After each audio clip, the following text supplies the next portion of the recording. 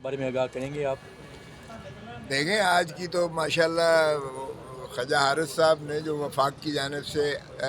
جو ہے اپیلوں کی بحث کر رہے ہیں، آج انہوں نے جو ملٹری کورٹس کا ضابطہ اور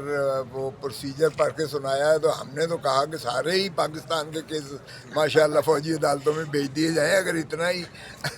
جو ہے اس میں حلف لے کر اور اتنی تحفظات اور اتنے ملزم کو فوائد ہیں، تو پھر اس سے بہتر کیا بات ہو سکتی ہے؟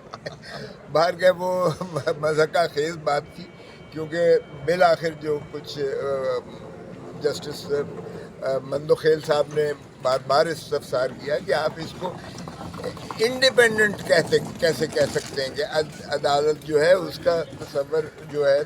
یہ یقینی ہونا چاہیے کہ نہ صرف ان کو استطاعت ہونی چاہیے، ان کو اپنے اس پر دسترس ہونی چاہیے قانون کی، ان کے بلکہ ان کا جو ہے غیر جانبدار ہونا بھی اور منصف کا یہ لازم امر ہوتا ہے۔ تو اس پر جو ہے ظاہر ہے کہ اگر فوجی تنصیبات پر جو ہے یہ کہتے ہیں کہ حملہ ہو گیا ہے، اور پھر جب کور کمانڈرز اور فارمیشن کمانڈرز اور آرمی چیف خود بخود اور بار بار جو ہے ان کے اسپوکس پرسن جو ہے وہ ISPR جو ہے بار بار کہتی ہے کہ ناقابل شواہد جو ہے ناقابل تردید شواہد ہیں اور اس میں جو ہے کسی کو ہم نہیں چھوڑیں گے، تو پھر اس کے بعد آپ توقع کرتے ہیں کہ ایک کرنل یا بریگیڈیئر جو ہے وہ اسپیشل فیلڈ کورٹ مارشل کا، جس کی تعیناتی بھی انہی کے توسط سے ہوتی ہے، جس کا کوئی تحفظ بھی جو ہے وہ اس کی ملازمت کا نہیں ہے، اور جو ہائی کورٹ کے کنٹرول اور اس کی جو ہے تابع بھی نہیں ہے، اس کے ڈسپلن میں بھی نہیں ہے، تو پھر وہ آرٹیکل 175(3) کے تحت کیسے اس کو جو ہے آپ عدالت متصور کر سکتے ہیں؟ تو میں نے بھی یہ کہا کہ جناب ہم نے وہ سارے کیے ہیں، ملٹری کورٹس کے ٹرائل بھی کیے ہیں، اور پھر FCR میں بھی ہوتا تھا، FCR میں وہ ججمنٹس آئی ہوئی ہیں، اور کسی نے وہ دیا جب اس کو کالعدم قرار دیا ہے FCR کو کہ یہ جو ہے بنیادی حقوق کے متصادم ہے، کہ ڈپٹی کمشنر کی جوتی کے سائز پر جو اتر آیا ہے اس کیس کو جو ہے وہاں بھیج دو۔ تو اس طرح کے مضحکہ خیز باتیں جو ہیں وہ ہم نے جرگہ ٹرائلز میں بھی دیکھی ہیں، ان کو بھی آپ عدالت یا منصف نہیں کہہ سکتے، نہ FCR والے جو ہے ٹرائبونل تھے ان کو آپ عدالت اور منصف کہہ سکتے ہیں، اور نہ ہی ملٹری کورٹ کو آپ کسی انداز سے منصف تصور کر سکتے ہیں۔ باہر کہ ابھی سلسلہ چل رہا ہے، آج میرے خیال میں کل تھوڑا سا شاید خواجہ حارث صاحب کی باقی جو معروضات ہیں یا وہ دلائل ہیں وہ استدلال اپنا دیں گے، باقی انہیں میں نے جو ان جج صاحبان نے پوچھا، جو کانسٹیٹیوشن بینچ نے پوچھا،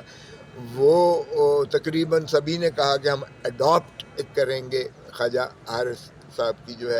جو دلائل انہوں نے دیے ہیں، سو ان کی علیحدہ بحث میرا نہیں خیال ہے کہ ہوگی۔ تو کل انشاءاللہ باری جو ہے ہماری آ جائے گی۔ ہم نے ظاہر ہے کہ 5 جج صاحبان نے جو فیصلہ سپریم کورٹ ہی کی ایک بینچ نے دیا ہے، ہم اس کا لامحالہ دفاع بھی کریں گے، اور اپنے اضافی جو دلائل ہوں گے، کیونکہ وہ ہر چیز جو ہے انہوں نے اس سے اپیل کے کہیں دائرہ اختیار سے متجاوز ہو کر جو بحث کی ہے، اور وہ چیزیں بھی بحث کی گئی ہیں جو شاید اپیل کے دائرہ حدود و قیود میں نہیں آتی ہیں۔ تو انشاءاللہ اللہ بہتری کرے گا، اور ہم توقع کرتے ہیں کہ اگرچہ ہمارے تمام تر تحفظات ہیں، ابھی بھی ہیں اور ہمیشہ یہ رہیں گے، کہ پہلے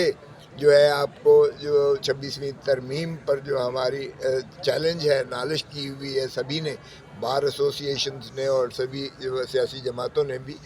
اس کو پہلے اگر سنا جاتا تو وہ زیادہ مناسب تھا، اور اس تحفظ کے باوجود ہم توقع کرتے ہیں کہ یہ آئینی عدالت جو ہے، کانسٹیٹیوشنل بینچ جو ہے، جو بھی 26ویں ترمیم کی ہی پیداوار ہے، ہم ان سے جج صاحبان باہر کیف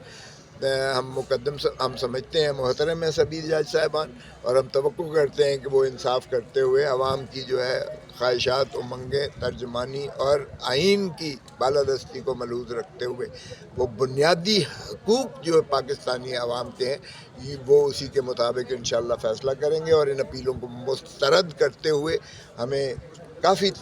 کبھی توقع ہے کہ وہ یہ جو ہے کہیں گے کہ سویلینز کا ٹرائل جو ہے ملٹری کورٹس میں نہیں ہو سکتا ہے۔